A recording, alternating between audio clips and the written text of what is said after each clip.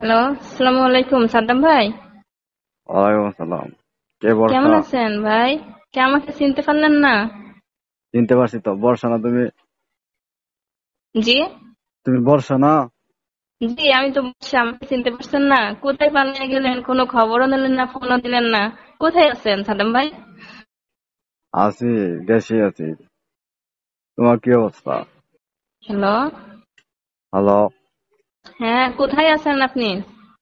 বলা বলতেছি, যায় না? বলা তো যাই। দেশে আছি, বাংলাদেশে আছি। তুমি কোথায়? তোমার কি অবস্থা? আমি তো মনে করেন শহরেই ছিলাম কিছুদিন। তারপরে এমন অবস্থা হলো যে বাসা থেকে বেরোতে পারি না, বাজার ঘাটে যেতে পারি না, বাসায় থাকার মতো কোনো অবস্থা ছিল না। এই সারাক্ষণ ছাত্ররা আসে, হানা দেয়, মানে ভাঙচুর করার জন্য অনেক কিছু বলে, গালাগালি করে, সারাক্ষণ আসে জ্বালা যন্ত্রণা করে। তা আপনি কোথায় আছেন সাদ্দাম ভাই, বলেন না। হ্যাঁ। তোমাদের কি কি মারটার দিছিল নাকি? তোমরা কি ছাত্রদের মারটা সামনে দিতে পড়ছিলা? ছাত্রদের সামনে পড়েছিল তোমরা? ছাত্রকে সামনে হ্যালো। আছেন সাদ্দাম ভাই, সেটা বলেন না তো। না, বলতেছি তোমরা কি ছাত্রদের সামনে পড়েছিলা? হ্যাঁ, একদিন পড়ছিলাম, তারপরে থেকে তো বাসায় থাকতে পারি নাই। অনেক ভয়ের মাঝেই কিছুদিন ছিলাম, তারপরে আমরা গ্রামের বাড়িতে চলে আসছি। ও, এখন কোথায়? গ্রামের তা বাড়িতে আপনি আছো? কি সাদ্দাম ভাই ফ্যামিলি নিয়ে আছেন? না, আমি চিটাগাং থেকে আছি। ও, আপনার ফ্যামিলি সবাই ভালো আছে, বাচ্চা কাচ্চা? হ্যাঁ, ভালো আছো তো। যে আপনি একটা দেশের ফোন যে দিয়ে যোগাযোগ করার চেষ্টাও করেন না। যোগাযোগ কিভাবে করবো? দেশের যে পরিস্থিতি, এখানে তো টিকে থাকে, তাই হচ্ছে। চাচ্ছিলাম যে বাহির চলে যাইতে, বাহির তো যাচ্ছে, যেতে পারি নাই। না ঠিক আছে, তারপরে আপনাদের সঙ্গে আমাদের যে একটা সম্পর্ক ছিল, সেই সম্পর্কটা কথা মনে করো তো, যেভাবে পাল্টে গেলেন একদম তো চেষ্টা করতে পারতেন ভাবে আছে। চেষ্টা কেমনি করবো? যেভাবে নেত্রী পালাইছে এভাবে তো টিকে থাকা যায়।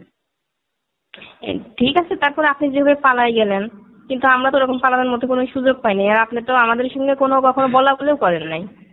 সাদাম্মা, যাই হোক, এখন আপনি বর্তমান কি করতেছেন এবং কোথায় আছেন, এটা সঠিকভাবে বলেন তো। সঠিকভাবে তো বলা যাবে না, সমস্যা আছে। কেন? আপনার সঙ্গে যদি আমি দেখা করতে যাই কখনো, কোনো প্রয়োজন তো হতেই পারে। আর দেখা করতে পারবো না তো, আমি অনেক দূরে আছি। আমি বাংলাদেশের এক বলেন না সাইডে ভাইয়া। আছি। সাদ্দাম ভাই, এমন করতেছেন কেন? পালায় গেছেন তো ভালোই আছেন আল্লাহর রহমতে, কিন্তু আমরা তো মনে করেন বিশেষ করে অতটা ভালো নেই। ভালো তো থাকবে না, আমাদের দেশে যে অবস্থা, বর্তমান পরিস্থিতি দেখছো, যে সবাই পরিস্থিতি আজকে অনেক তো খারাপ, ছাত্ররা আহ, তো ছাত্রদের কথা ভাবতো। যখন তখন তাড়া করে।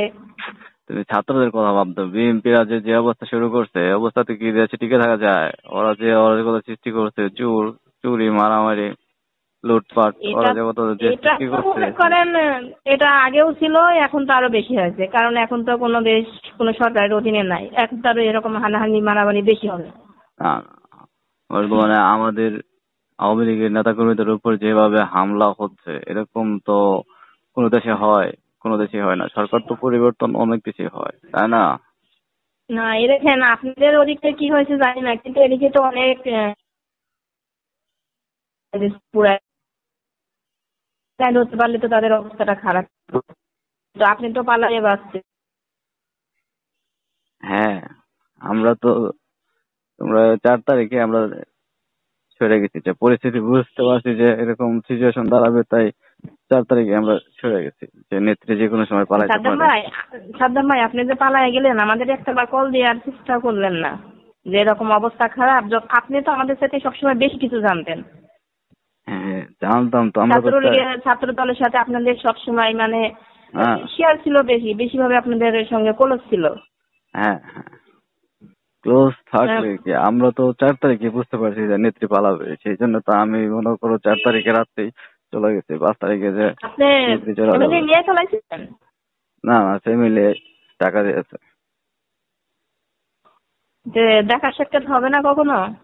কোথায় কি হবে যেন হয়, যে সরাসরি সবকিছু তো ফোনে বল। কেন, তোমার কর্মীরা কি এতে কলেজে আসতে পারছে ভার্সিটিতে? হ্যাঁ। বলতেছি তোমরা কি ভার্সিটিতে যেতে পারো? না এখনো যাও নাই ভার্সিটিতে? না না, এর মাঝে গিয়েছিলাম, কিন্তু তখন বন্ধ ছিল। আর ছাত্ররা যেভাবে ছাত্রলীগের উপর লাঠিসোঁটা করে মারধর, ওদের দেখেই তো ভয় লাগে। ওদের সামনে তো যাওয়া যায় না, সামনে হ্যাঁ গেলে তো সমস্যা। হ্যাঁ, বরিশালের একটা ছেলেকে যে পিটে মেরে ফেললো। হ্যাঁ, একটা না মজা তো না। কয়েকটা, কয়েকটা তো মারছে ওরকম করে। হ্যাঁ মানে ওদের সামনে যেতে অনেক ভয় লাগে, বেরোনোর মতো কোনো অবস্থা ছিল না। আর এখনো মানে কত সেভে চলে যায়, সেভ হয়ে গেলেও তারপরেও অনেক ভয় লাগে। হ্যাঁ, বিএনপি যদি আবার ক্ষমতায় আসে তাহলে তো আমরা আর মনে করো বাড়িতে পারবো না, কিন্তু আবার অন্য কোনো দল, নূর ভাইয়ের দল যদি আসে তাহলে, বিপি নূর ভাইয়ের দল যদি আসে তাহলে বলে চলে আসা যেতে পারে। কিন্তু বিএনপি যদি ক্ষমতায় আসে তাহলে তো আমাদের অস্তিত্ব রাখবে না। যাই হোক, বিএনপি ক্ষমতায় আসলে তো মনে করেন বিএনপি আমাদের কোনো কিছু বলতে পারবে না, কারণ ওদেরকে আমরা কখনো ভয় পাই না। ওরা তো আমাদের দেখে ভয় পেয়ে পালা বেড়ায়। না, এখন আর আগের দিন নাই, এখন বিএনপির ভাগ হয়ে গেছে আমাদের মতোই। আমরা যেরকম আগে হ্যাঁ, শক্তিশালী ছিলাম, এখন বিএনপিরা শক্তিশালী। বিএনপিরা, তাই হ্যাঁ তুমি তো এখনো দেখো নাই, বিএনপির রাজনীতি তো কখনো দেখো নাই, তাই কথা না বলতেছো। না, দেখছি কিন্তু এতটা এখন তো মনে করে তত্ত্বাবধান সরকারের হাতে ক্ষমতা, এই জন্যই ভাবছি ওরা অতটা মানে উত্তেজিত হবে না, অতটা মারধর হানা মানে আগুনে পুরানো এটা সেটা মনে হয় এতটা পাবে না। আমি এই জন্যই বলছি আর কি। বিএনপিরাও অনেক খারাপ। বিএনপির 2006 থেকে 6 সাল পর্যন্ত যে অরাজকতা করছে তার 100 ভাগের 1 ভাগ আওয়ামী লীগ করেনি। অনেক আগুন ধরে কত বাড়ি গাড়ি পুরাইলো, কত মানুষকে পিটাইলো, কত ধরনের মারামারি করলো। যাই হোক, তা আপনি কি এদিকে আর আসতে পারবেন না কখনো সাদ্দাম ভাই? কোথায়? মানে আমার বাসা যেখানে ছিল। তুমি ঢাকা আইসো, আমি যদি ঢাকা থাকি তাহলে তোমার বাসায় এসে দেখা করবো, সমস্যা নেই। এটা ফোনে যোগাযোগ করতে হবে তো, এখন তো আমি গ্রামের বাড়িতে আছি। যদি আপনি বলেন, কারণ পর্যন্ত হতে পারে, অনেক কথাই তো বলার ছিল, কারণ ফোনে তো এগুলো আসলে বলা যায় না। আচ্ছা, আমি যদি ঢাকা আসি তাহলে তুমি ঢাকা আইসো।